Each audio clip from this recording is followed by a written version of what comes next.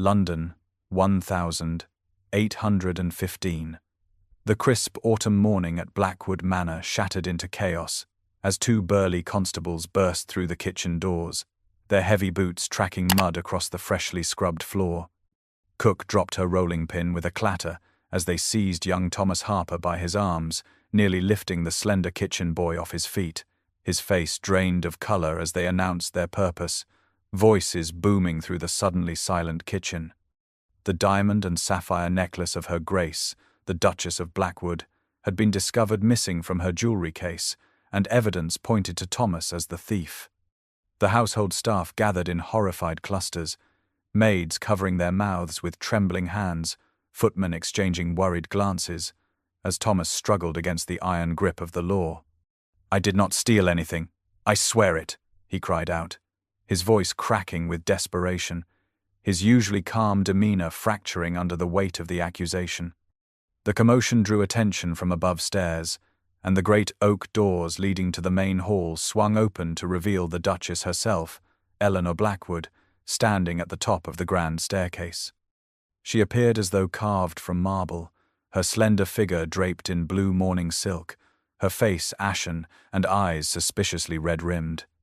The servants immediately bowed their heads in deference, but Thomas looked directly up at her, his green eyes locking with hers in a gaze that seemed to contain volumes of unspoken words. "I am innocent, Your Grace," he pleaded, even as the constables began dragging him toward the door. For a moment, something flickered across the Duchess's beautiful face, a spasm of what might have been anguish, before she turned away, unable to bear the sight. A single tear slid down her pale cheek as Thomas was pulled roughly through the doorway, his final desperate protest echoing through the cavernous entrance hall. The Duke appeared beside his wife, a tall, imposing figure, with silver-streaked dark hair and cold eyes that revealed nothing as he watched the scene below with detached interest. His hand came to rest possessively on the small of the Duchess's back, a gesture that caused her to stiffen almost imperceptibly.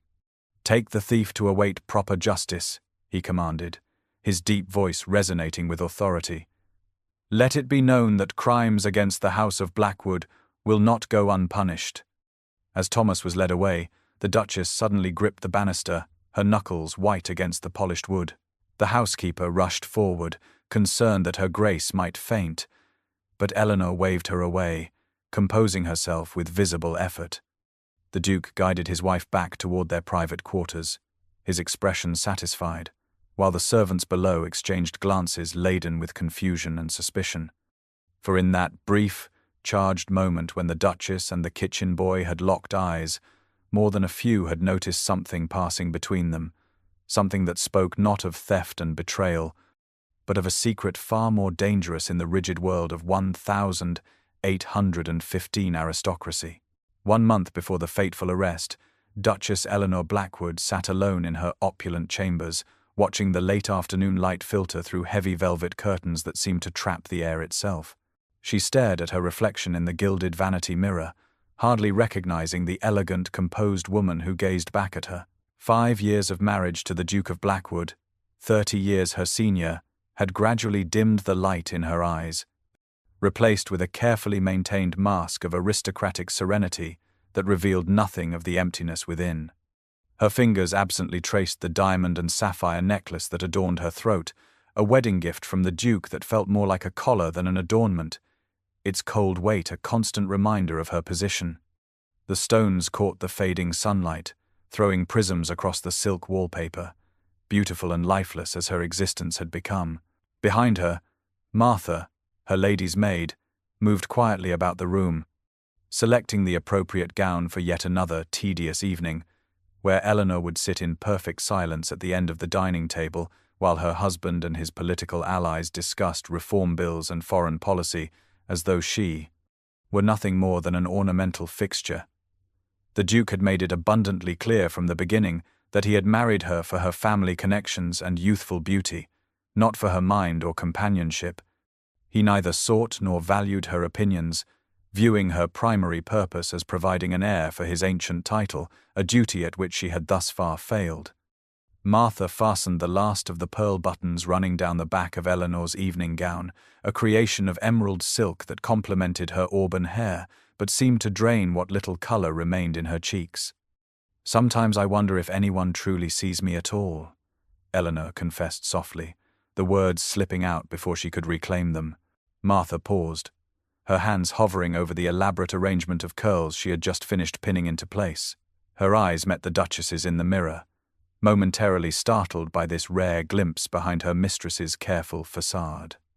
Eleanor immediately regretted the moment of vulnerability, forcing her lips into the practiced smile that had become her armor against the loneliness that threatened to consume her. The dinner bell echoed through the vast corridors of Blackwood Manor, summoning her to another evening of elegant suffocation. She rose from her dressing table, smoothing invisible wrinkles from her gown, and steeled herself for the performance ahead. Each step down the grand staircase felt like moving deeper into a beautiful prison, her jewels catching the light of 100 candles, dazzling and distracting from the quiet desperation in her heart. The Duke waited at the bottom of the stairs, his tall figure still commanding despite his advancing years, his eyes appraising her appearance with the detached interest of a man examining a prized possession. He offered his arm with practiced courtesy, leading her toward the dining room where his guests awaited. Eleanor slipped her hand into the crook of his elbow, her touch light, her smile perfect, her soul crying out for something, anything, that might feel like genuine human connection in this gilded cage she called home. The sweltering heat of Blackwood Manor's vast kitchen seemed not to touch Thomas Harper as he moved with quiet efficiency between tasks, his lean frame bending to stoke the fire, his quick hands chopping vegetables with precision that belied his mere 3 weeks of employment. Mrs. Winters, the formidable head cook who had ruled this domain for nearly 2 decades, watched the newest addition to her kitchen staff with growing approval, noting how he anticipated needs before they were voiced and completed each task without complaint or error. Unlike the other kitchen boys who had come and gone, this one possessed a certain refinement that piqued her curiosity, for despite his threadbare clothes and the calluses on his hands, Thomas Harper carried himself with unusual dignity. During the brief moments of respite between breakfast service and preparations for luncheon, while other servants gossiped or dozed on sacks of flour, Thomas would retreat to a quiet corner near the pantry window, where light filtered through dusty panes. From his pocket, he would withdraw a small, well-worn volume of poetry, his eyes moving across the pages with evident absorption, his lips occasionally forming the words silently as though tasting their syllables. The first time Mrs. Winters had discovered him thus engaged, she had nearly scolded him for idleness until she realized what he was doing, her astonishment rendering her momentarily speechless at the sight of a kitchen boy reading Wordsworth with apparent understanding. This peculiarity had not gone unnoticed by the other servants, whose whispers about the new boy grew more elaborate with each passing day. Some claimed he was the disgraced son of a merchant, others suggested he might be a gentleman fallen on hard times, while the more romantically inclined scullery maids speculated he could be a nobleman in disguise, working beneath his station for reasons of intrigue or broken heart. Thomas neither confirmed nor denied these rumors, responding to direct questions with polite vagueness that somehow discouraged further inquiry without seeming rude. Mr. Phillips, the butler, had initially viewed Thomas with suspicion, unusual education in servants, often leading to discontent and ideas above their station, but even he had grudgingly acknowledged the boy's exemplary work and respectful demeanor. "The boy has the hands of a worker, but the mind of a scholar," Mrs. Winters remarked to Mrs. Chambers, the housekeeper, as they observed Thomas explaining to a scullery maid why certain spices complemented particular meats, his explanation revealing knowledge of chemistry that went far beyond kitchen lore. When questioned about his background, Thomas would simply explain that his father had been employed as secretary to a country vicar who believed education should not be limited by station, allowing Thomas access to books and learning normally denied to those of his class. The truth, which he kept carefully guarded, was considerably more complex, involving a father who had sacrificed everything to educate his son in hopes of a better future, only to die of consumption before seeing those dreams realized, leaving Thomas with knowledge ill-suited to his new economic circumstances and responsibilities, to a mother and sister who now relied on his wages. As Thomas wiped his hands on his apron and returned to preparing vegetables for the Blackwood family's luncheon, he remained unaware that his presence in this great house would soon catalyze events that would forever alter not only his own destiny, but that of the melancholy Duchess who moved through gilded rooms above, as trapped in her world of privilege as he was in his of service. Dawn painted Blackwood Manor in gentle brushstrokes of pink and gold, the gardens still wrapped in morning mist as Eleanor slipped through the small side door normally used only by gardeners. These stolen moments before the household awakened were her sole reprieve from the suffocating propriety that governed her existence, the only time she could breathe freely without the weight of the Duchess title pressing upon her shoulders. She wore only a simple walking dress and light shawl, her auburn hair loosely braided rather than elaborately styled, making her appear younger and less formal than the composed figure who presided over formal dinners. The dew-dampened grass soaked the hem of her dress as she followed the winding path toward her favorite sanctuary, a secluded bench beneath an ancient oak tree hidden from view of the manor windows. As she rounded the hedge that concealed this private retreat, Eleanor stopped abruptly, discovering her secret place already occupied. A young man sat beneath the spreading branches, his back against the trunk, a small notebook balanced on his knee as his pencil moved swiftly across the page, his profile intent and absorbed in his task. Eleanor recognized him instantly as one of the new kitchen servants, though she had only glimpsed him briefly during her infrequent visits to the domestic regions of the house. Hearing her approach, Thomas looked up, his expression transforming from peaceful concentration to horrified embarrassment in an instant. He scrambled to his feet, nearly dropping his notebook, his face flushing crimson as he recognized the Duchess standing before him in the early morning light. "Your Grace, I beg your pardon," he stammered, bowing deeply, his voice cultured despite his obvious distress. "I know servants are not permitted in the formal gardens. I shall return to my duties immediately."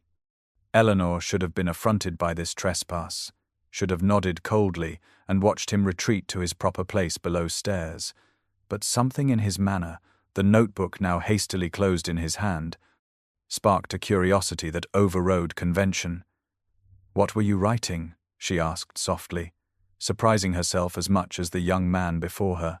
Thomas hesitated, clearly torn between the truth and a more prudent answer. "Poetry, Your Grace," he finally admitted, his eyes lowering respectfully, but not before she caught a flash of intelligence and passion that struck her with unexpected force. Eleanor moved closer, her interest genuinely piqued for the first time in months. "May I see?" she requested, extending her hand, watching as uncertainty warred with the impossibility of refusing a duchess. Reluctantly, Thomas offered the notebook, and Eleanor leafed through pages filled with graceful handwriting and verses that revealed both education and sensitivity unusual in a kitchen servant. "You have talent," she observed, returning the book with genuine appreciation. "I myself find great solace in poetry, particularly Wordsworth and Byron." Thomas looked up, momentary surprise overcoming his careful deference as he responded with unexpected fervor. "Words are the only freedom some of us have, Your Grace," he said, before realizing his boldness and adding hastily, "Forgive my impertinence." But Eleanor was not offended, instead finding herself strangely moved by the simple truth in his statement. In that suspended moment, as mist curled around the ancient oak and birdsong heralded the new day, something indefinable passed between the Duchess and the kitchen boy, a recognition of kindred spirits trapped in vastly different cages, a connection that transcended the immutable boundaries of class and position that governed their world. In the weeks that followed their dawn encounter beneath the oak tree, Eleanor found herself drawn to the gardens with increasing frequency, her steps unconsciously seeking the quiet corners where she might once again cross paths with the servant who wrote poetry. What began as seemingly chance meetings soon evolved into something deliberate yet unspoken, a secret choreography that brought them together in the hidden spaces of Blackwood Manor. The pattern established itself with subtle inevitability. Eleanor lingering in the old greenhouse while examining exotic orchids just as Thomas arrived to deliver fresh herbs to the gardener, or Thomas dusting volumes in the vast library precisely when the Duchess chose to select a new book for her afternoon reading. Each time, proper acknowledgments were exchanged for the benefit of any who might observe them, but when certain of privacy, their conversations flowed with growing ease, transcending the boundaries that society had placed between them. During one such encounter in the abandoned East Wing Conservatory, where sunlight streamed through dusty glass and long-neglected plants created a wild, secluded bower, Thomas cautiously shared the story of his past, revealing how his father had served as secretary and assistant to an eccentric scholar with progressive ideas about education. "I was apprenticed to Professor Winters at Cambridge, preparing to enter university myself," Thomas explained as they sat amid the forgotten greenery, Eleanor perched on a stone bench while he remained standing as propriety demanded, though the distance between them diminished with each meeting. "But then my father contracted consumption, and with his passing went all financial support. My mother and sister rely on my wages now, so here I am, chopping onions instead of translating Greek." Eleanor listened, captivated not only by his story, but by the dignity with which he recounted his reversal of fortune, without bitterness or self-pity. She found herself sharing confidences in return, speaking of her own childhood dreams of becoming a writer, ambitions gently but firmly extinguished by parents who saw her only as marriage material, her value measured solely in terms of the advantageous alliance she might secure. As spring advanced, warming the air and coaxing blossoms from every branch, they exchanged books and poems, Thomas discreetly leaving volumes marked with pressed flowers at their meeting places, Eleanor responding with notes hidden between pages, their literary discussions becoming increasingly intertwined with personal revelations. The intellectual connection that had initially drawn them together deepened into something more profound, a recognition of kindred spirits trapped in lives neither had chosen freely. During a particularly golden afternoon in the wildflower meadow beyond the formal gardens, as bees hummed among lavender and foxgloves, Eleanor watched Thomas speaking passionately about a poem he had discovered, his face animated with intelligence and sensitivity that no kitchen drudgery could diminish. "In these moments with you, I forget that I am a duchess and you are a servant," she confessed suddenly, her voice soft but clear in the warm air. "I am simply Eleanor, a woman who loves poetry and conversation, who longs for understanding." Thomas fell silent, his eyes meeting hers with an intensity that made her heart quicken, the air between them charged with unspoken feelings that grew more dangerous with each clandestine meeting. Neither acknowledged the precipice toward which they were inexorably moving, the impossible chasm between their worlds that no amount of shared literature could bridge, yet neither could bring themselves to end these precious interludes that had become essential to their existence, like water to parched earth or sunlight to winter-dormant flowers. The late spring evening had brought distinguished guests to Blackwood Manor, the dining table extended to its full, impressive length, and laden with silver and crystal that glittered in the candlelight. The Duke sat at the head, commanding the conversation as always, while Eleanor presided at the opposite end, her posture perfect, her emerald dinner gown complementing the diamonds at her throat. The conversation had turned to literature, specifically the controversial works of Lord Byron, whose personal scandals were as discussed as his poetry in London society. Eleanor, who had been silently attending to her role as hostess, felt a flicker of genuine interest for the first time that evening.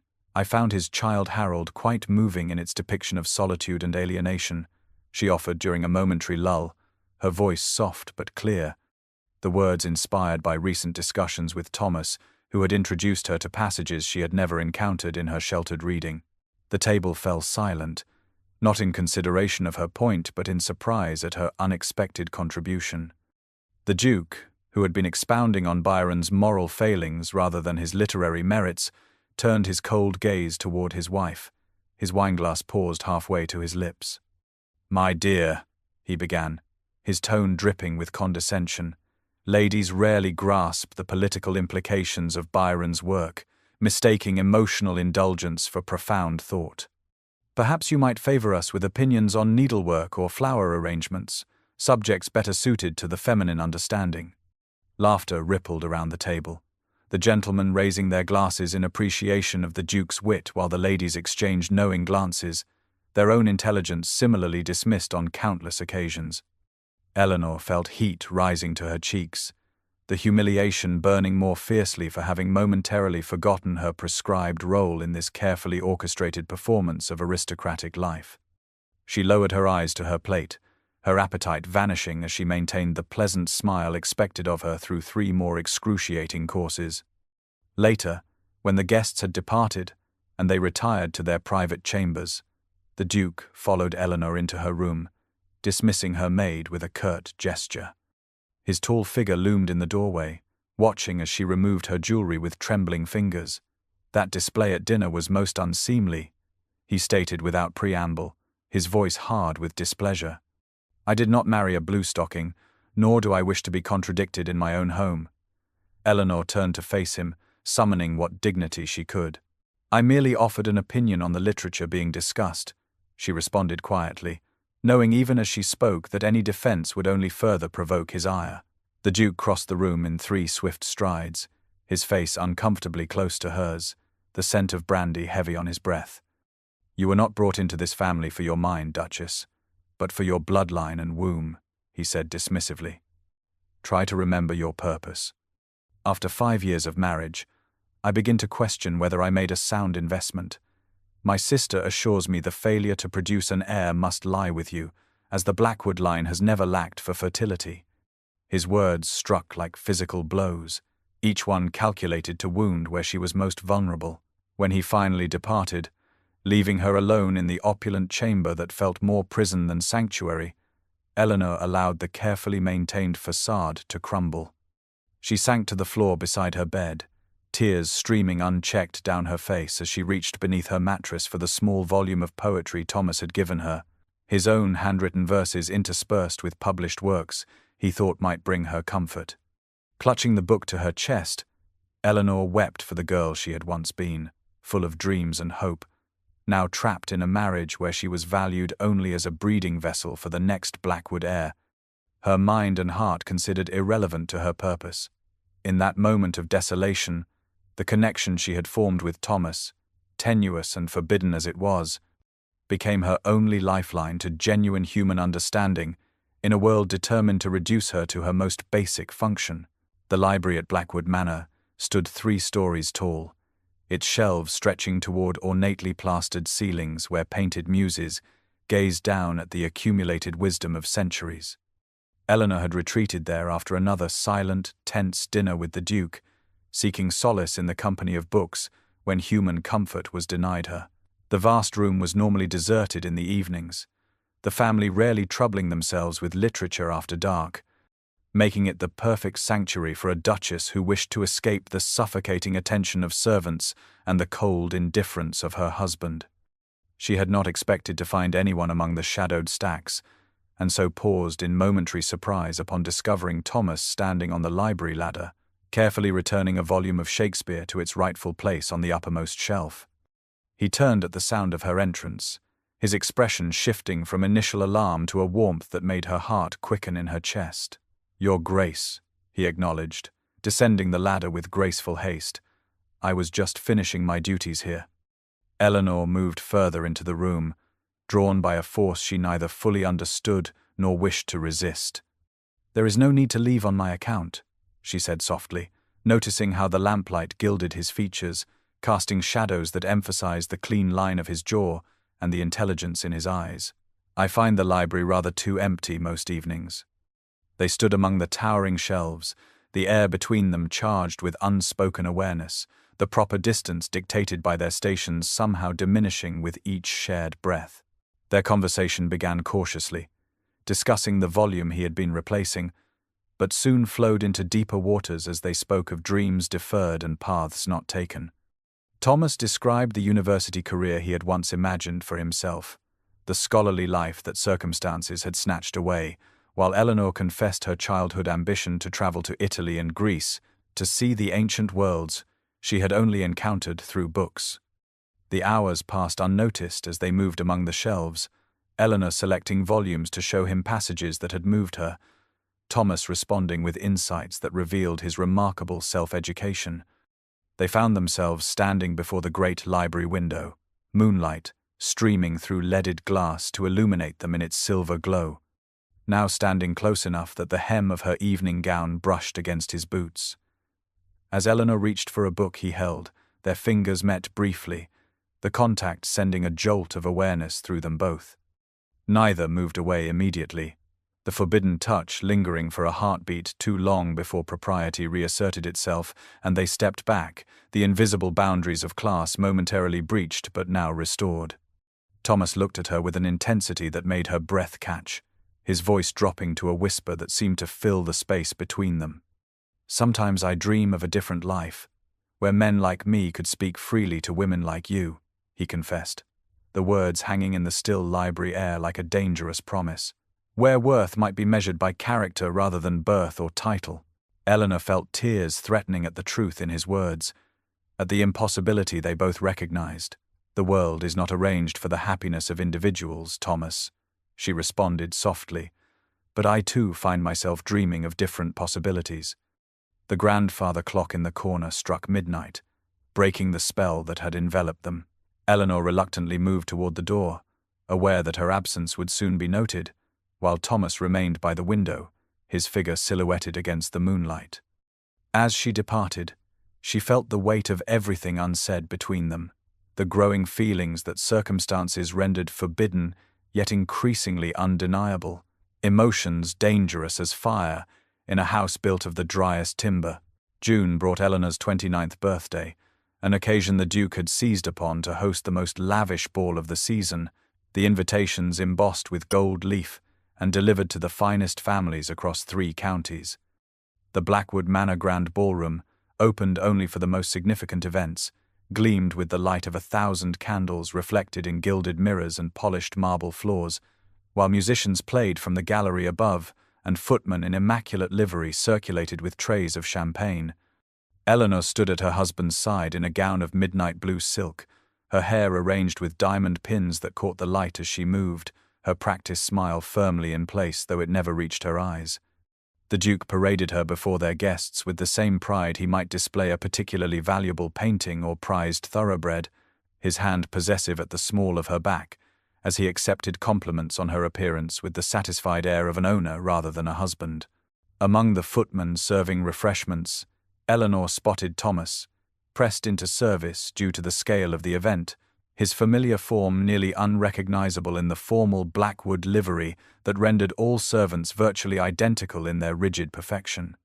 Yet she would have known him anywhere, her gaze drawn to him repeatedly throughout the evening as she performed her duties as hostess, exchanging pleasantries with guests whose names and faces blurred together, while her awareness remained fixed on the servant moving quietly through the crowd. Their eyes met briefly as he offered champagne to a cluster of dowagers near the orchestra, a moment of genuine connection amid the artifice that made her heart flutter beneath the tight confines of her corset, a secret shared in plain sight of 200 oblivious witnesses. As midnight approached, the Duke called for silence, his commanding voice bringing conversations to an immediate halt as he guided Eleanor to the center of the ballroom.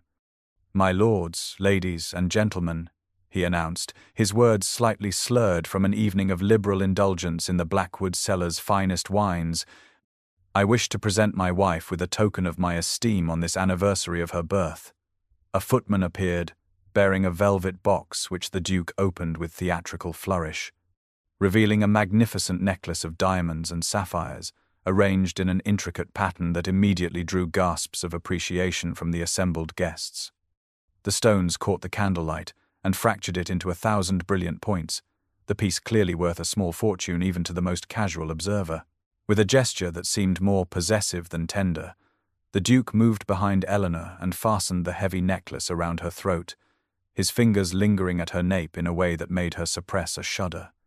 "A fitting adornment for my most valuable possession," he declared loudly enough for all to hear, raising his glass in a toast that prompted the guests to do the same, while Eleanor stood immobile, the weight of the jewels pressing against her collarbone, like a physical manifestation of her captivity. She smiled and nodded graciously, playing her part to perfection, while feeling the cold stones against her skin as a brand of ownership rather than a gift of affection.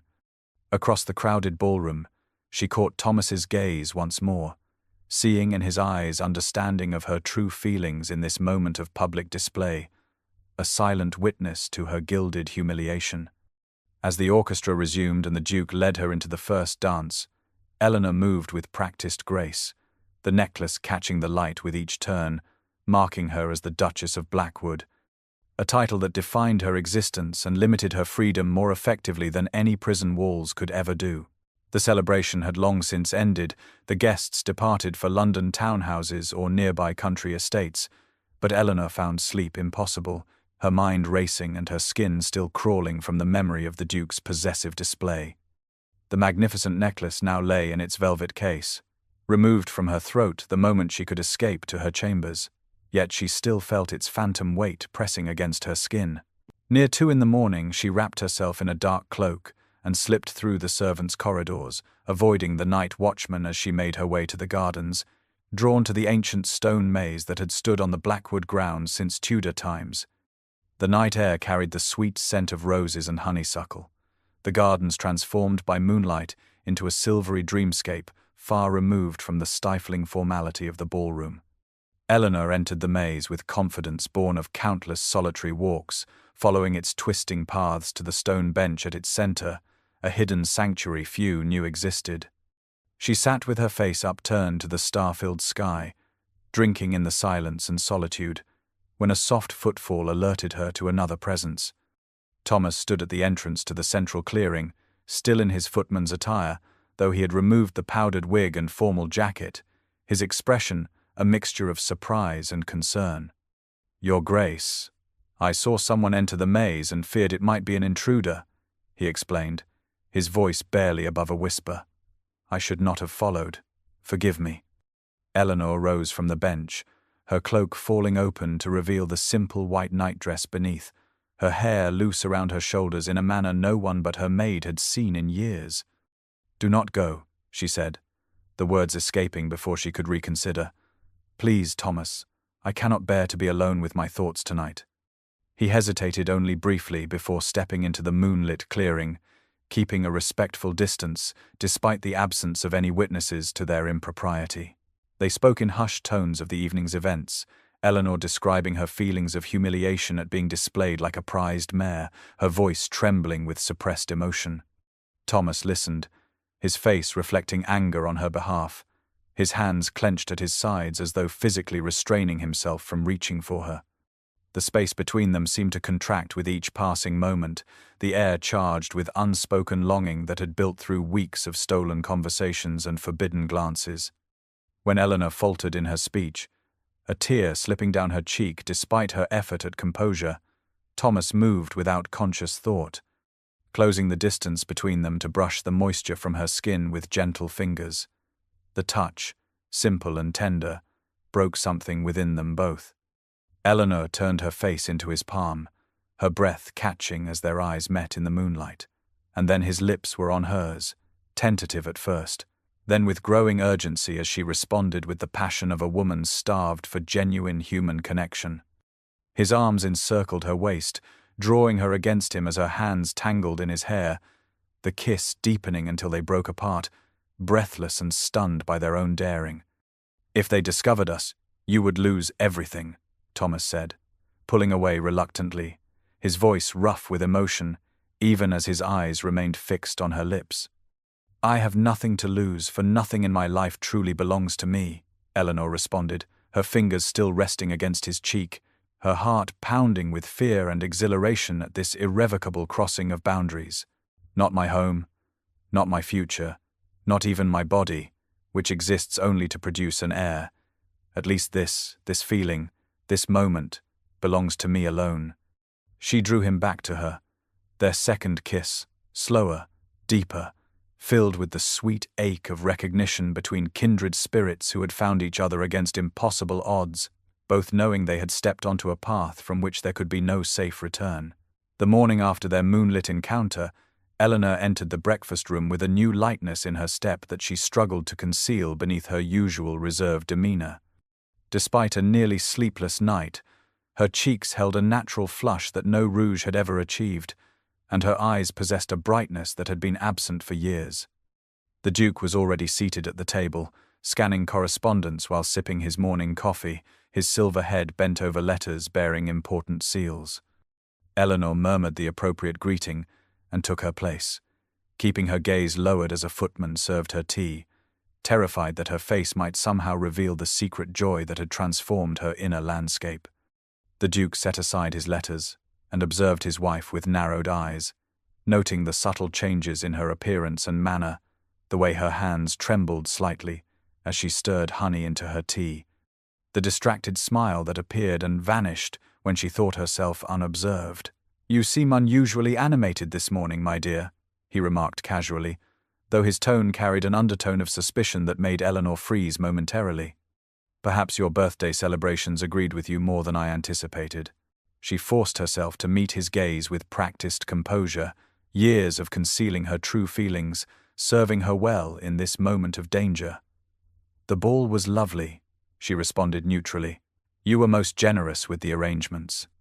The Duke continued to study her face, his expression unreadable as he sipped his coffee, the silence stretching uncomfortably between them, until interrupted by the arrival of his valet, Simmons, a thin, severe man who had served the Duke for 20 years with unwavering loyalty.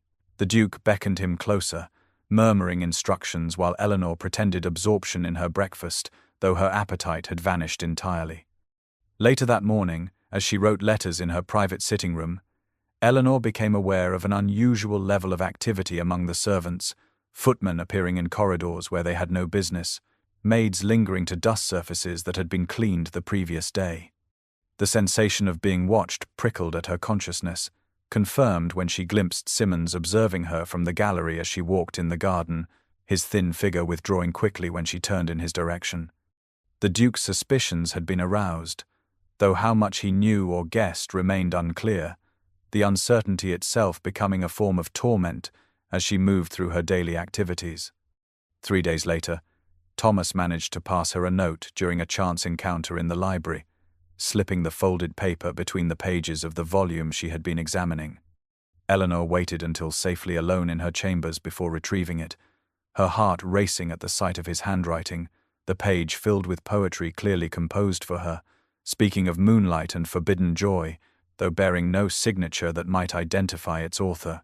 Unknown to her, this very note had been observed by a housemaid in Simmons' employ, who reported the exchange immediately to her master. That evening the Duke summoned Simmons to his study, the room dark save for a single lamp that cast long shadows across the oak-paneled walls. "Someone has caught my wife's attention," the Duke stated coldly, sliding the intercepted poem across his desk. "Find out who it is." The paper contained no name, nothing to identify its source beyond the handwriting itself, yet the content was unmistakable in its romantic intent, its references to moonlight and secret meetings damning evidence of conduct unbecoming a duchess. Despite the growing danger, Eleanor found herself unable to end her clandestine meetings with Thomas, their connection having become as essential to her as breathing.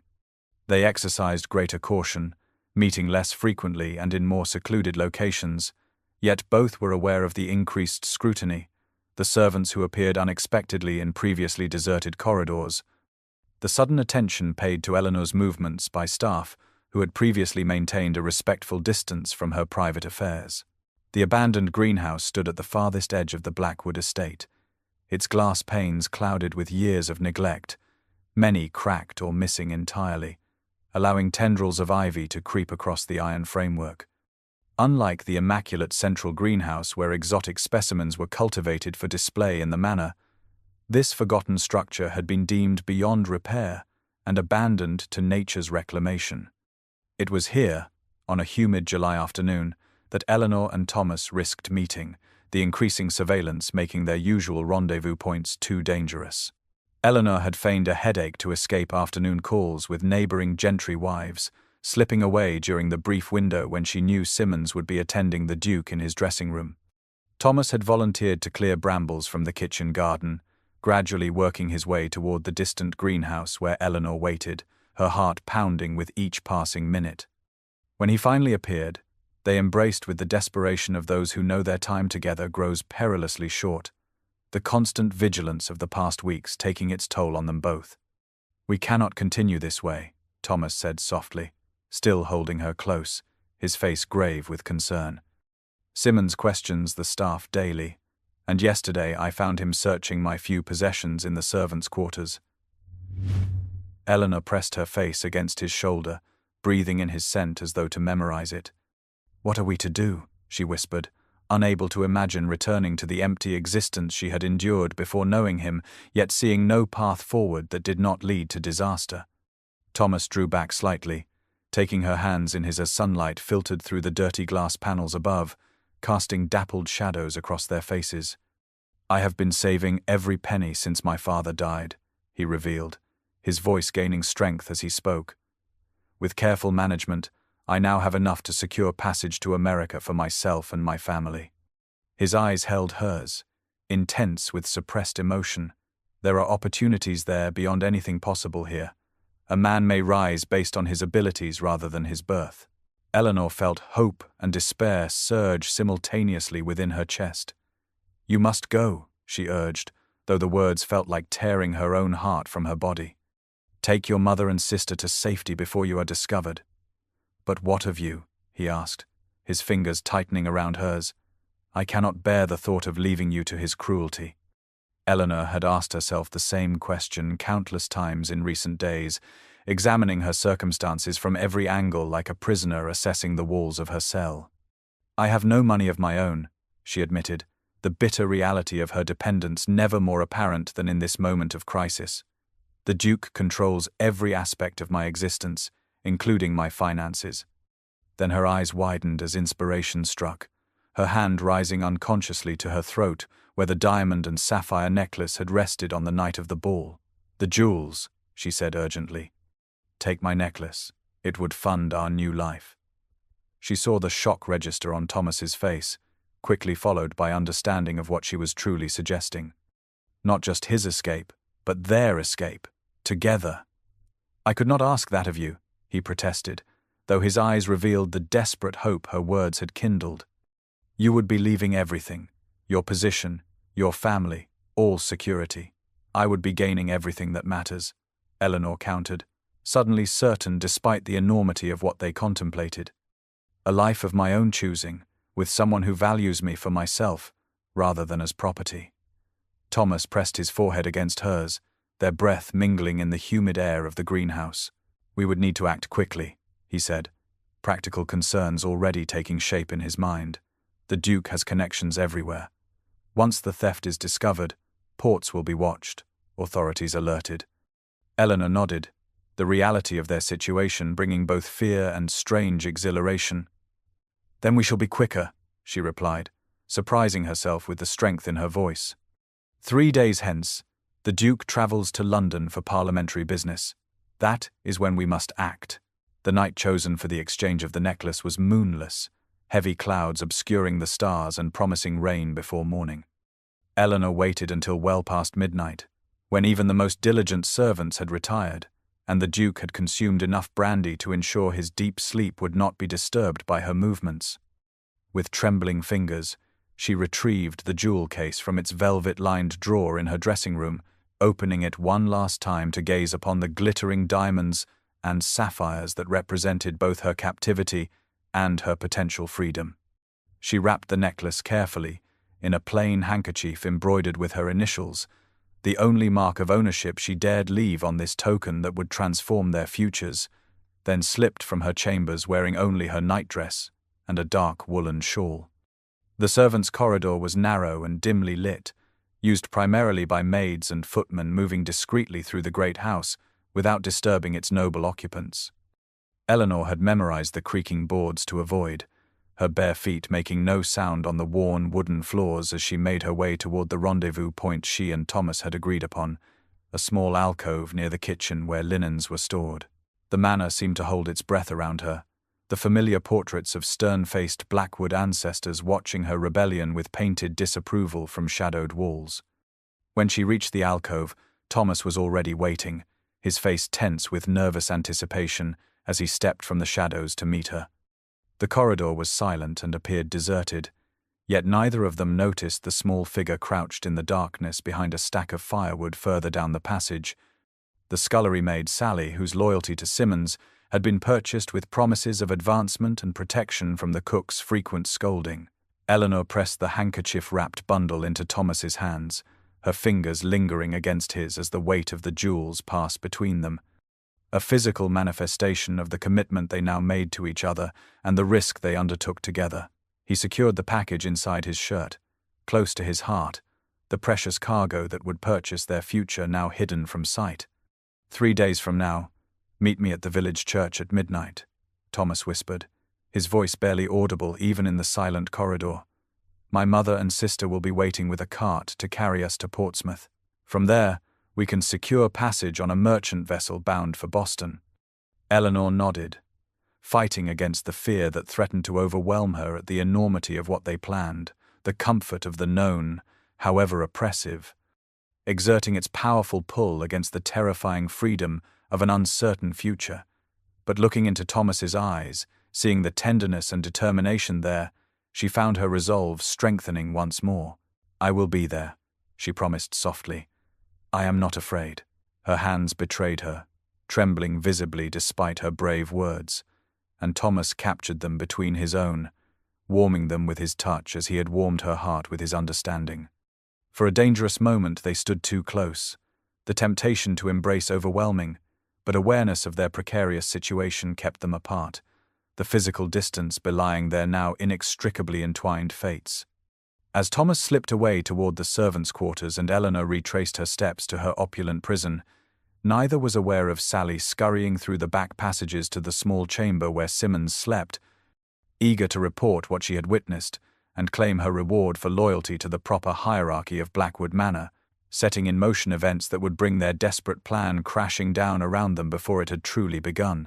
Dawn had barely broken over Blackwood Manor when Sally, the scullery maid, crept nervously to the private quarters where Simmons maintained his sparse, meticulous rooms.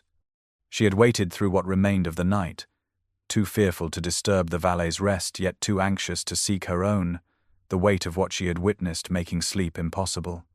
Simmons answered her timid knock immediately, already dressed and groomed despite the early hour, his thin face betraying no surprise at her presence, as though he had expected this development.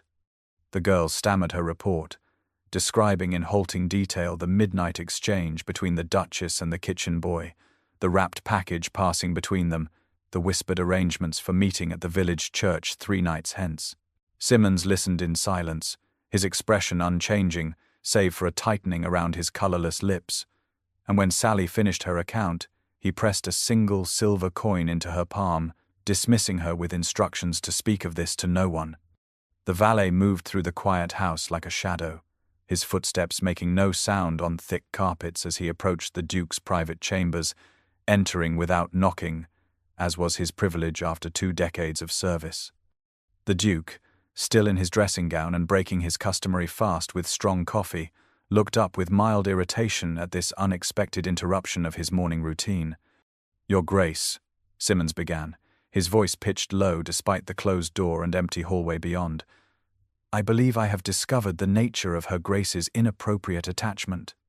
The Duke set down his cup with deliberate care, his eyes sharpening with interest as Simmons related the scullery maid's observations, including the planned escape and the mysterious package exchanged. When the valet concluded his report, the Duke remained silent for several moments, his face betraying nothing of his thoughts as he gazed out the window at the immaculate gardens below. A lesser man might have erupted in fury, might have summoned his wife immediately to confront her with her betrayal, but the Duke of Blackwood had not maintained his position of power and influence through impulsive action. Instead, he considered the situation with the same calculated precision he applied to political maneuvers or financial investments, weighing various responses and their potential consequences. The kitchen boy, you say, he finally remarked, his voice dangerously soft. How utterly predictable that my wife would stoop so low in her desperation for attention. And this package, have you any idea what it contained? Simmons hesitated briefly. I cannot be certain, Your Grace, but given the timing and the planned departure, I suspect it may be the diamond and sapphire necklace presented to her grace on her birthday." The Duke's expression hardened, the only visible sign of his rage, the slight whitening of his knuckles as he gripped the arm of his chair.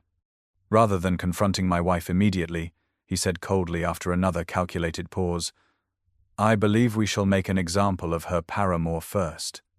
Let us see how devoted my wife remains when her lover rots in prison for theft." A flicker of satisfaction crossed his face as he elaborated on his strategy. "We shall alert the constables this morning, but keep Eleanor entirely unaware.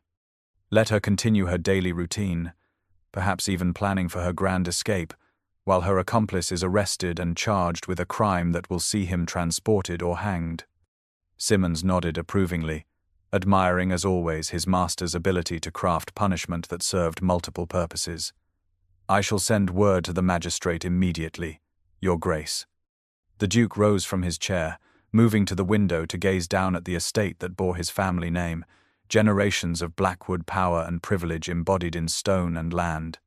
"When the boy is arrested," he added as though considering a minor detail of a dinner menu, "ensure it happens in full view of the household staff. I want witnesses to his disgrace, and I want my wife to see the consequences of her foolishness firsthand." When Simmons had departed to carry out his instructions, the Duke remained at the window, his reflection in the glass revealing not the pain of a betrayed husband, but the cold fury of a man whose possession had dared assert independence. What his wife failed to understand, what she had never grasped throughout their marriage, was that he would sooner see everything he owned destroyed than surrendered to another, particularly something that bore his name and represented his legacy to the world. The morning that would shatter the fragile plans of Eleanor and Thomas dawned bright and clear, summer sunlight streaming through the kitchen windows and glinting off copper pots as the staff prepared breakfast for the household. Thomas moved among them with careful nonchalance, betraying nothing of the precious cargo hidden beneath the floorboards of his small chamber, nor the desperate hope that had sustained him through a sleepless night. 3 more days, he reminded himself as he chopped vegetables for the morning meal. 3 more days until freedom beckoned, until he could leave behind the rigid hierarchy that had determined his fate since birth.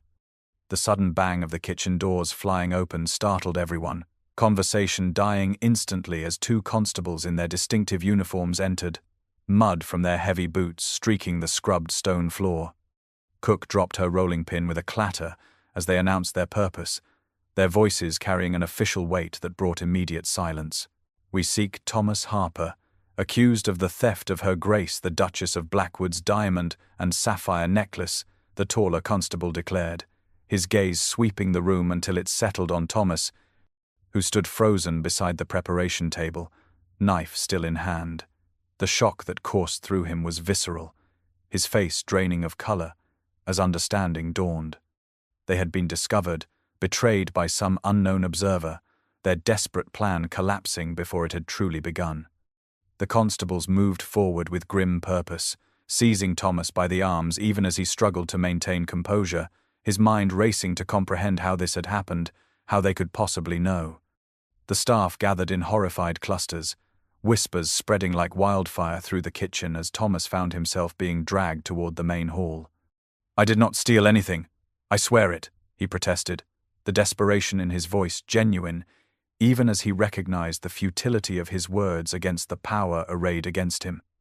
The necklace had indeed been taken, though not stolen, the distinction meaningless in the eyes of the law when a servant possessed the property of nobility. The commotion drew attention throughout the manor, and as Thomas was pulled into the entrance hall, he saw Eleanor appear at the top of the grand staircase, her face a mask of horror as she comprehended the scene below. Their eyes met across the distance, a moment of silent communication that contained all their broken dreams and desperate love. He watched as a tear slid down her pale cheek, a single betrayal of emotion before she turned away, unable to bear witnessing his disgrace, yet powerless to stop it without condemning herself alongside him. The Duke materialized beside his wife, his tall figure imposing in his perfectly tailored morning coat, his expression revealing nothing as he observed the fruits of his calculated revenge. "Take the thief to await proper justice," he commanded, his deep voice carrying effortlessly to the furthest corners of the hall. Let it be known that crimes against the House of Blackwood will not go unpunished. Thomas felt himself being dragged backward toward the door, his last glimpse of Eleanor showing her gripping the banister with white-knuckled intensity as though it were the only thing keeping her upright. He wanted to call out to her, to somehow communicate that she should save herself, abandon their plans, deny any knowledge of his actions, but the words died in his throat as the great doors closed between them. As Thomas was led away across the gravel drive toward the waiting cart that would carry him to the magistrate, he realized with bitter clarity the perfect trap that had been laid. The Duke had chosen public humiliation rather than private confrontation, ensuring maximum witnesses to the servant's disgrace while carefully observing his wife's reaction. It was a masterful strategy that maintained the Duke's dignity while utterly destroying their dreams of escape. A cold-blooded revenge that demonstrated why the Blackwood name had commanded fear and respect for generations. The moments after Thomas's arrest passed in a blur for Eleanor, her body moving through the familiar patterns of aristocratic composure while her mind reeled with horror. She allowed herself to be guided back to her chambers by a concerned Martha, maintaining an expression of mild distress appropriate for a duchess witnessing a disturbance among the staff, nothing more. Only when the heavy door closed behind them did Eleanor's careful facade crumble, her legs giving way as she collapsed onto the chaise longue, her entire body trembling with suppressed emotion. The betrayal, the timing, the public nature of the arrest, all bore the unmistakable hallmark of her husband's calculating cruelty. Martha moved quickly to prepare a cup of chamomile tea with trembling hands, her own face pale with worry as she watched her mistress pace the chamber like a trapped animal once she had regained the strength to stand. Eleanor's thoughts raced in frantic circles, seeking some explanation, some escape from the trap that had closed around them. The necklace remained hidden in Thomas's possession, damning evidence that would condemn him beyond any hope of redemption in the eyes of the law. "Martha, how quickly do theft cases proceed when nobility is involved?" Eleanor asked suddenly, her voice barely above a whisper as she paused before the window, staring blindly at the gardens below where she had first encountered Thomas in what now seemed another lifetime. The maid hesitated, clearly reluctant to deliver more distressing news. "I heard from Mr. Phillips that the magistrate has already been summoned, Your Grace," Martha finally admitted, her voice heavy with dread. "They plan to try him tomorrow morning at first light." An unusually swift proceeding, driven no doubt by the Duke's influence. Eleanor pressed her hand against the cool glass of the window, as though seeking to absorb some strength from its solid presence. "He will hang for a crime he did not commit," she whispered, fresh tears spilling down her cheeks as the full horror of their situation crashed over her. "Worse still, his mother and sister will lose their sole means of support." Martha approached cautiously, her loyalty to Eleanor warring with her lifelong understanding of the rigid social order that governed their world. "If you speak the truth, Your Grace, you will face your husband's wrath," she warned softly, her eyes reflecting genuine concern for the woman she had served since Eleanor's marriage. The Duke is not known for his mercy, even toward those of his own class, let alone his wife. Eleanor turned from the window, her expression shifting from despair to a strange, calm resolution as she considered her options with newfound clarity. What remained for her at Blackwood Manor? Years of cold contempt, of being valued only for the children she had thus far failed to produce, of existing as an ornament to a man who saw her as nothing more than another possession to be controlled and displayed. Against this stood the certain knowledge that her silence would condemn an innocent man to death, a man whose only crime had been to see her as a person worthy of love and respect rather than as the Duchess of Blackwood. "If I remain silent, I condemn not only Thomas but my own soul," Eleanor said quietly, moving to her dressing table where she began to remove the pins from her hair with deliberate care, as though preparing for a significant occasion rather than the potential destruction of her social existence. "I have lived in fear of my husband for 5 years, Martha. Perhaps it is time I discovered whether there are worse fates than his disapproval." The maid watched with growing alarm as Eleanor methodically changed from her morning dress into the most formal of her day gowns, a deep blue creation that lent authority to her slender figure. "Her Grace, I beg you to reconsider," Martha pleaded, recognizing the determination that had transformed her mistress's face from its usual mask of resigned politeness to something altogether more formidable. "The consequences, should you interfere," the maid continued, only to be silenced by Eleanor's raised hand. "There are worse prisons than disgrace, Martha," Eleanor stated with quiet conviction, securing her hair in a simple but elegant arrangement that emphasized the newfound strength in her bearing. "And I have been imprisoned long enough."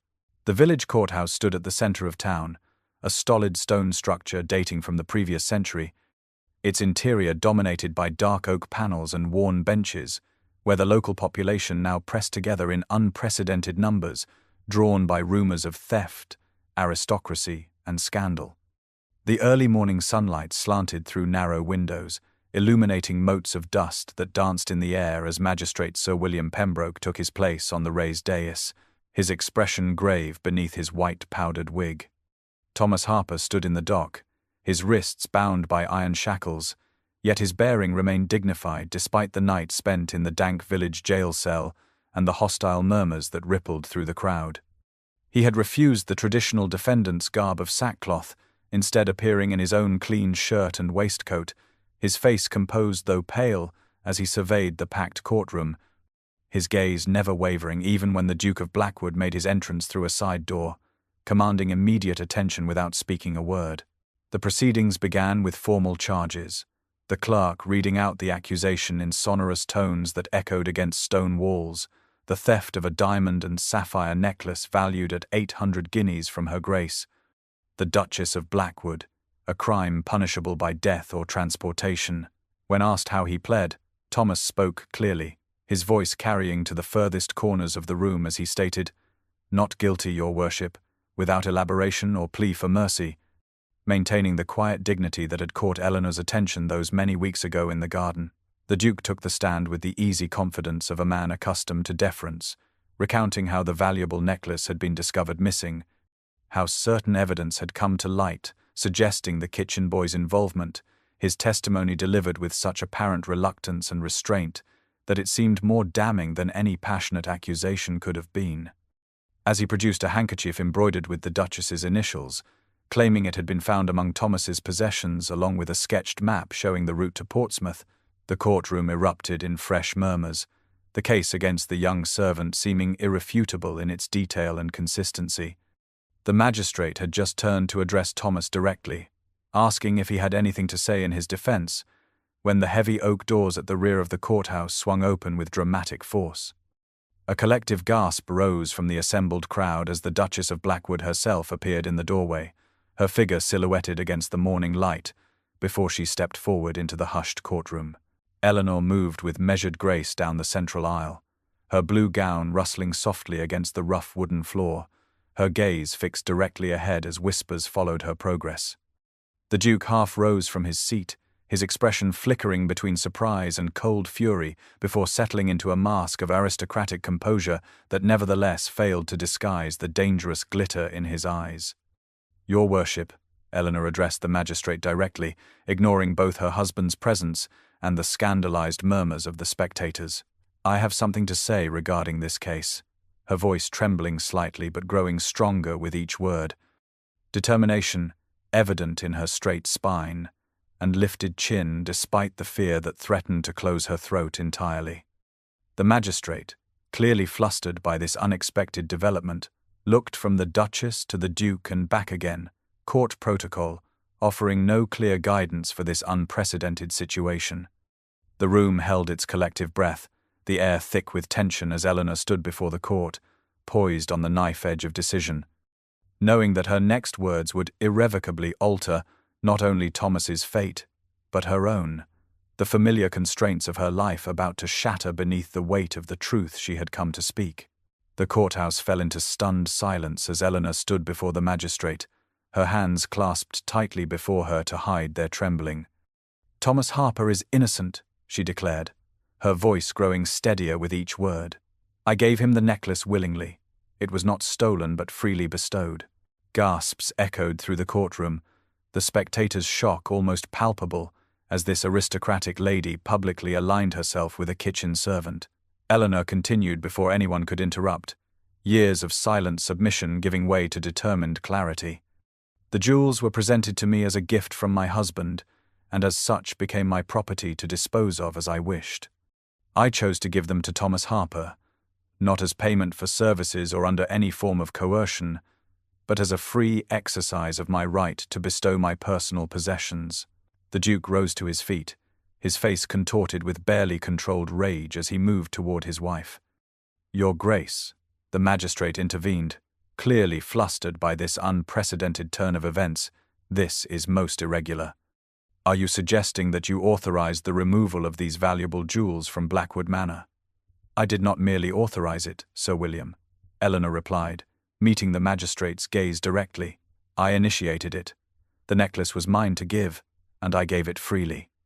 The assembled crowd erupted in whispers and exclamations, the villagers never having witnessed such a public division between nobility, particularly not one that involved a servant. Thomas stood silently in the dock, his expression a mixture of awe and despair as he watched Eleanor sacrifice her reputation and security for his freedom. The Duke reached his wife, grasping her arm with fingers that would surely leave bruises, his voice lowered to a furious hiss that nonetheless carried to those nearest. "You have made a spectacle of yourself and this family. Have you taken complete leave of your senses?" Eleanor did not flinch from his touch or his anger, something new and unbreakable having formed within her during the desperate night following Thomas's arrest. "No," she responded, her voice soft but firm, audible in the hushed courtroom. "I have finally found my voice. Through 5 years of marriage, I have been silent, decorative, obedient. Today I speak the truth, regardless of the consequences." Tears slid down her cheeks, but she remained standing tall, her gaze never wavering as she addressed the magistrate once more. "If there is any crime here, Sir William, it lies with me, not with this man. I alone made the decision to dispose of my jewels as I saw fit. If the law requires punishment for this act, then it should fall upon my shoulders, not his." Throughout the courtroom, women of all stations exchanged glances of mingled shock and admiration, while the men shifted uncomfortably, the Duchess' unprecedented declaration, challenging the very foundations of property and marriage that governed their society. The magistrate cleared his throat repeatedly, clearly at a loss for how to proceed in a case that had transformed from simple theft into something far more complex and potentially scandalous, involving not just aristocratic property, but aristocratic marriage, and a woman's right to self-determination. The magistrate's ruling, delivered with evident discomfort, formally cleared Thomas of theft charges based on the Duchess's testimony, though he added stern warnings about servants accepting valuable gifts from their betters, a compromise that satisfied no one but allowed legal proceedings to conclude without further scandal. The Duke's face remained impassive throughout, only the whiteness of his knuckles betraying the rage that simmered beneath his composed exterior as he escorted Eleanor from the courthouse with a grip that brooked no resistance. The carriage journey back to Blackwood Manor passed in ominous silence, the Duke seated opposite his wife, watching her with the cold calculation of a predator assessing its prey. Eleanor felt the familiar fear rising within her chest, but forced herself to meet his gaze steadily, drawing strength from the knowledge that her actions, whatever their cost to herself, had secured Thomas's freedom. Only when the carriage doors closed behind them in the private confines of his study did the Duke's control finally shatter. "You have humiliated me before the entire county," he snarled, pacing the room like a caged tiger while Eleanor stood motionless before his desk. "Years of careful cultivation of the Blackwood reputation, tarnished by your hysterical display of sentiment for a kitchen boy." Eleanor flinched at his tone but held her ground, the newfound courage that had carried her through the courtroom sustaining her still. "I spoke only the truth," she replied simply. "The necklace was mine to give." The Duke laughed, a harsh sound entirely devoid of humor. "Your truth," he spat, turning to face her with contempt etching lines into his aristocratic features. "Let me share mine with equal candor. I never loved you, Eleanor. I married you for your family connections and the prospect of strong heirs, nothing more. You were a transaction, an investment that has thus far failed to yield returns." Her heart should have broken at these words, But Eleanor found herself strangely unmoved, as though she had always known this truth, but had lacked the courage to acknowledge it, even to herself. "And now you threaten that investment further with your ridiculous infatuation." He moved closer, his voice dropping to a dangerous whisper. "Your family stands on the brink of financial ruin. Did you know that? One word from me to my banking associates, and your father's remaining enterprises collapse. Your brothers, sisters, cousins, all dependent on the Blackwood goodwill you have so carelessly squandered today." Eleanor paled at this revelation, the implications for her family striking her with physical force, yet she did not waver. "What would you have me do?" she asked, her voice barely audible in the oppressive silence of the study. "Recant your statement publicly," he replied immediately. "Claim temporary hysteria, female weakness, whatever excuse might salvage something of our dignity. Admit that the boy manipulated you, played upon your sympathies to secure the jewels." Eleanor closed her eyes briefly, weighing her choices, though in her heart she already knew her answer. When she opened them again, she faced her husband with newfound clarity. "I will not lie to protect your pride," she stated quietly. "Do what you will to me, but Thomas must go free. I have spoken truth in open court, and I will not recall it." The Duke studied her with narrowed eyes, as though seeing her truly for the first time in their 5 years of marriage, recognition of her unexpected strength bringing not respect but calculated reassessment of his approach. "You've embarrassed me publicly," he said coldly. "There will be consequences, Eleanor. Make no mistake about that. But I am not so foolish as to create further scandal by pursuing this matter. The boy will go free, yes, but he will never work in any respectable household in England again. As for you," he continued, moving to pour himself a measure of brandy with deliberate calm that somehow proved more frightening than his earlier rage, "you have earned yourself a period of extended reflection on your duties as my wife and a duchess. Perhaps seclusion at our northern estate will provide opportunity for such contemplation." Eleanor recognized the threat behind his words, the isolation he planned as her punishment, yet she found herself drawing strength from the very act of defiance that had brought her to this point. The woman who had entered the courthouse that morning was not the same one who now faced her husband's wrath, her spirit awakened by love and fortified by the courage to speak truth regardless of consequence. The midnight hour found Eleanor seated at her window, watching shadows shift across the moonlit gardens of Blackwood Manor, her mind consumed with worry for Thomas's fate. The Duke had retreated to London immediately after their confrontation, citing parliamentary business but clearly seeking distance from the scandal that now surrounded his household.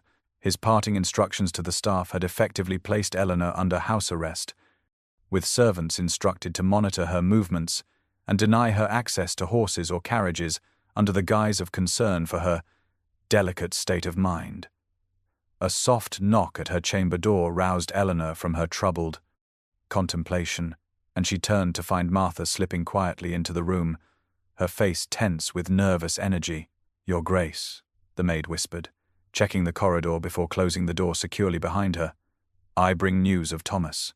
Eleanor rose immediately, crossing the room in swift strides, hope and fear warring in her expression. "He was released as ordered but remains in danger while in the vicinity of Blackwood lands," Martha continued, her voice barely audible despite the late hour and empty corridors. "He has taken refuge with his mother's cousin in Millfield, beyond the Duke's immediate influence, but cannot secure passage to Portsmouth without funds or references." Eleanor sank onto the edge of her bed, relief at Thomas's freedom mingling with despair at the insurmountable obstacles that remained. The necklace, their only resource, had been returned to the Duke's possession, and she herself was virtually a prisoner in her own home, with no means to communicate with or assist the man for whom she had risked everything. Her desperate reflections were interrupted by another knock, this one firmer and more authoritative, causing Martha to freeze in alarm before hurriedly assuming the posture of a maid attending to evening duties. When Eleanor called permission to enter, the door swung open to reveal a figure that momentarily startled both women with its unexpected appearance. Lady Victoria Winthrop, the Duke's widowed sister, stood in the doorway, her commanding presence seeming to fill the room despite her slight stature. At 55, her once auburn hair now threaded with silver. She remained a formidable woman whose sharp intelligence had made her a force in London society despite the limitations placed on her gender. "Martha, you may leave us," Lady Winthrop instructed, her tone brooking no argument, despite having no technical authority over Blackwood's staff. Once alone with Eleanor, Victoria closed the door firmly and approached her sister-in-law with an appraising gaze. "Well, my dear," she began without preamble, "you have certainly caused quite a stir. I received 3 separate letters from London acquaintances before I had even finished my morning chocolate, all detailing your courtroom declaration with varying degrees of accuracy." Eleanor stiffened, preparing herself for condemnation from this unexpected quarter, only to be surprised by the faint smile that crossed Victoria's lined face. "Courage has always been in short supply among the women who marry into the Blackwood family, myself included," Victoria continued, seating herself beside Eleanor on the bed with a familiarity they had never before shared. "I find myself rather admiringly scandalized by your actions." When Eleanor remained speechless with surprise, Victoria patted her hand with unexpected gentleness. "I, too, once found myself drawn to someone deemed unsuitable by my family," she confessed, her voice softening with the weight of old memories. "A tutor employed to improve my Italian before my first season. Unlike you, I lacked the courage to defy my father when he dismissed the young man without references. I have often wondered what became of him, and of the woman I might have been had I found the strength you demonstrated today. My brother has always been cruel, Eleanor," Victoria continued, her gaze direct and unflinching. "Even as a child, he took pleasure in power and control above all else. Perhaps it is time someone stood against him, and I find myself surprisingly pleased that it should be you, the quiet bride everyone underestimated." Eleanor stared at her sister-in-law, scarcely able to believe this unexpected alliance. "But what can be done?" she asked finally, her voice barely above a whisper. "The Duke controls everything. My movements, my resources, my future." A slow, determined smile spread across Victoria's face, revealing a family resemblance to the Duke that had never before been apparent, though in her it spoke of resolution rather than cruelty. "I am not without resources or connections of my own, my dear," she replied. "And unlike my brother, I have always believed that a woman deserves the right to determine her own destiny, even when that destiny defies convention." The summer rain that had threatened since dawn finally broke as Eleanor's carriage reached the crest of the hill overlooking Blackwood lands for what she knew would be the final time. 3 months had passed since her dramatic courthouse declaration, months of legal maneuvers, private investigations, and delicate negotiations orchestrated by Lady Winthrop with formidable efficiency. Eleanor watched raindrops trace patterns on the carriage window, each mile increasing the distance between herself and the life that had held her captive for 5 years. The Duke had underestimated his sister's influence and determination, never imagining that Victoria would not only stand as Eleanor's champion, but would methodically document his years of emotional cruelty, gathering testimony from servants and acquaintances alike to build an unassailable case. When presented with evidence that could destroy not only his reputation, but potentially his political career, the Duke had grudgingly agreed to an annulment on grounds of non-consummation, a face-saving fiction that preserved his pride while granting Eleanor her freedom without the scandal of divorce. The carriage slowed as it approached a small country inn, where a familiar figure waited beneath the shelter of an ancient oak tree, his tall form immediately recognizable, despite the simple gentleman's clothing that had replaced his servant's garb. Thomas Harper stepped forward as the carriage door opened, his face transforming with joy at the sight of Eleanor, though propriety kept him from reaching for her until they were safely inside the vehicle and moving once more along the rain-soaked road. "These past weeks," he began, his voice rough with emotion as they settled side by side on the carriage seat, "I feared the Duke might still find some way to prevent your freedom." "He has tried," Eleanor admitted, removing her gloves to reveal hands free of wedding rings or ducal crests. "But your new employer proved more formidable than even he anticipated. Lady Winthrop not only secured my annulment but has arranged for your position as her secretary and companion, a role that finally puts your education to proper use." Thomas smiled, still marveling at the unexpected turn their fortunes had taken. "Who would have imagined that the fearsome Lady Winthrop would become our champion?" he said softly, reaching hesitantly to take Eleanor's hand in his, the touch still new and wondrous despite the depth of feeling between them. "Her country estate near the Scottish border will provide safe harbour, while society gossip runs its inevitable course," Eleanor replied, her fingers interlacing with his. "In time, perhaps a year or two, we might consider a quieter life elsewhere, perhaps even America as we once dreamed, but for now, we have honest work, comfortable accommodation, and most importantly, our freedom." The rain eased as they traveled northward, the first hints of sunrise breaking through clouds on the eastern horizon, painting the countryside in soft golden light that seemed to herald new beginnings. Eleanor found herself studying Thomas's profile, noting how the worry lines that had marked his face during their secret meetings at Blackwood had eased, replaced by an expression of quiet contentment that matched the peace growing within her own heart. "We are neither servant nor Duchess now," Thomas observed as they watched the sunrise from the carriage window, his voice filled with wonder at the transformation of their circumstances. "No," Eleanor agreed softly, turning to meet his gaze with newfound serenity. "We are simply two people who found the courage to choose their own fate." In the gentle light of dawn, as the carriage carried them toward a future neither could have imagined in the rigid world of Blackwood Manor, Eleanor rested her head against Thomas's shoulder, secure in the knowledge that while society might forever whisper about the Duchess who wept as they dragged the cook-boy to prison for theft, then confessed she had given him her jewels willingly, only they would know the full truth, that in losing everything deemed valuable by the world, they had gained the only treasure that truly mattered, the freedom to love and be loved for themselves alone.